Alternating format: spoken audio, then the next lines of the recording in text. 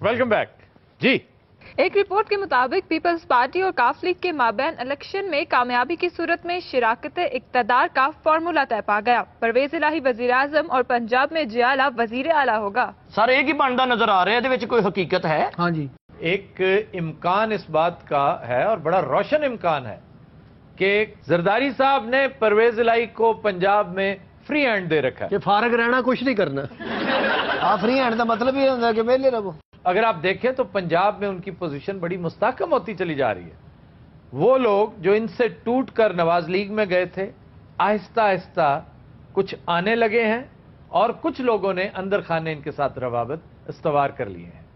इसका मतलब ये हुआ कि ये तजुर्बा कामयाब हो रहा है और पंजाब में मैं आज भी कन्विंस्ड हूं कि ये दोनों बहुत बड़े डेंट होंगे नवाज लीग के लिए, एक इमरान खान और दूसरा काफ लीग, और खास तौर पर चंद डिस्ट्रिक्ट्स जिनमें काफ लीग की बड़ी पोजीशन है। अब काफ लीग लाहौर में शायद तंग ना करे, लेकिन काफ लीग सरगोदा में तंग करेगी, मंडी बहाउद्दीन में भी करेगी, गुजरात में करेगी, मंडी बहाउद्दीन में करेगी, इवन सियालकोट में करेगी। लेकिन इस सारी डील का सबसे दिलचस्प पहलू यह है कि जरदारी साहब बदस्तूर सदर रहे। क्या चलाकी है, इसका मतलब बत्ती ये लो फिर नहीं, सदर जरदारी आज भी अगर देखा जाए, आज तो इसलिए वो बड़े मौसर हैं कि उनकी पार्टी का वजीर आजम है, लेकिन इस डील में खुद जरदारी साहब सदर होंगे। मोस्ट प्रोबेबली क्यू लीग का कोई बंदा प्राइम मिनिस्टर होगा और मेरा ख्याल है परवेज इलाही के अलावा कोई और चॉइस हो ही नहीं सकती। चौधरी सलाद साहब की बैनर लाने के नाल चौधरी साहब ने पहले भी एक बार बैनर बने हैं। हाँ। इधरों खम्बे ना बांधता, इधरों सूफी ना बांधता।